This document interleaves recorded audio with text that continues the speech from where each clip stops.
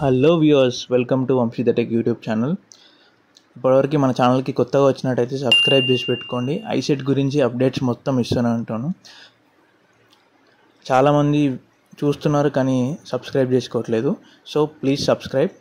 And ఈ video వచ్చేసి TS ICET 2025 fee structure ఎట్లా ఉంటుందో చెప్తాను. అంటే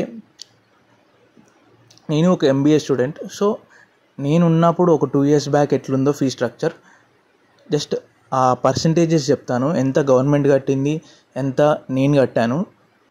సో ఫస్ట్ వచ్చేసి రీఎంబర్స్మెంట్ ఎలిజిబుల్, ఎవరెవరు ఎలిజిబుల్ అనేది ఫస్ట్ 2 points చెప్తాను.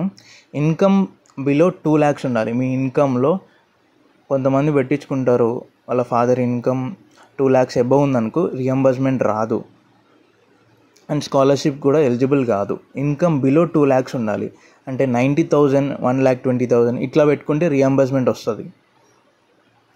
And next, candidate should be from Telangana.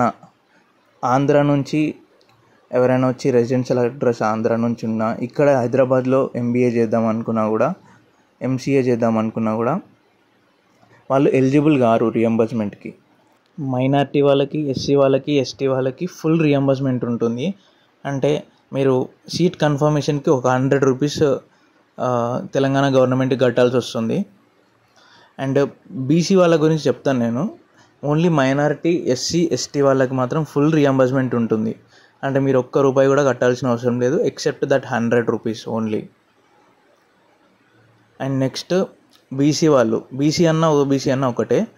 So వీళ్ళకు రీఎంబర్స్మెంట్ ఎట్లుంటుందంటే కాలేజ్ని బట్టి ఉంటుంది. కాలేజ్లో ఇన్ఫ్రాస్ట్రక్చర్ అయినా, వాళ్ళు పెట్టే ప్రోగ్రామ్స్ అయినా, టోటల్ కాలేజ్ రెప్యుటేషన్, దాన్ని బట్టి కాలేజ్ ఫీజు అనేది డిసైడ్ అవుతుంది. సో మీకు ఇంకా కొన్ని డేస్ అయినాక కాలేజ్ ఫీజు ఎంత ఉందనేది వెబ్ ఆప్షన్స్ ముందు వస్తుంది. ఆ వీడియో కూడా నేను పెడతాను. అండ్ నెక్స్ట్ ఒక ఎగ్జాంపుల్ చెప్తాను, వినండి. ఆ పర్సంటేజ్ అనేది ఎట్లా వస్తుందంటే 27,000, అంటే 27,000 నుంచి 35,000 మిడిల్లో ఎంతైనా రియంబర్స్మెంట్ రావచ్చు. అండ్ కొన్ని కాలేజెస్కి 27,000 రియంబర్స్మెంట్ ఉంటుంది. సపోజ్ నేను చెప్తాను, ఒక ఎగ్జాంపుల్ చెప్తాను. 90,000 మీ ట్యూషన్ ఫీ ఉందనుకో, అంటే మీ టోటల్ కాలేజ్ ఫీ 90,000 ఉందనుకో, అందులో 63,000 మీరు కట్టాలి. అండ్ రిమైనింగ్ 27,000 మీకు రియంబర్స్మెంట్ వస్తుంది, అంటే డైరెక్ట్ కాలేజ్కి వెళ్ళిపోతుంది. అండ్ ఇంకొకటి, ఎగ్జామ్ ఫీజెస్ ఉంటాయి. ఎగ్జామ్ ఫీజెస్ ఎవ్రీ సెమిస్టర్కి 4 semesters ఉంటాయి. 4 semestersకి ఎగ్జామ్ ఫీజు కట్టాలి. అండ్ యూనివర్సిటీ ఫీజు ఫస్ట్ ఇయర్లో కట్టాలి, కాలేజ్ జాయినింగ్ అప్పుడు. అది ఒక 15,000 ఉంటుంది అనుకుంటా. అండ్ ఇంకోటి, వాళ్ళ ఫాదర్, క్యాండిడేట్ వాళ్ళ ఫాదర్ ఎవరైనా గవర్నమెంట్ ఎంప్లాయీ ఉన్నారనుకో, అండ్ వాళ్ళ శాలరీ ఇయర్లీ 2 lakhs కంటే ఎక్కువ ఉందనుకో, వాళ్ళు రియంబర్స్మెంట్కి ఎలిజిబుల్ గారు. అండ్ ఓసీ వాళ్ళకి ఈడబ్ల్యూఎస్ సర్టిఫికేట్ ఉంటే వాళ్ళు కూడా రియంబర్స్మెంట్కి ఎలిజిబులే. అండ్ ఈ ఇన్ఫర్మేషన్ మీకు యూజ్ అయిందంటే సబ్స్క్రైబ్ చేసుకోండి అండ్ లైక్ చేయండి. మీ ఫ్రెండ్స్కి ఎవరైనా అవసరం ఉంటే షేర్ చేయండి. అండ్ టోటల్ ఐసెట్ గైడెన్స్ మొత్తం నా యూట్యూబ్ ఛానల్లో ఉంది.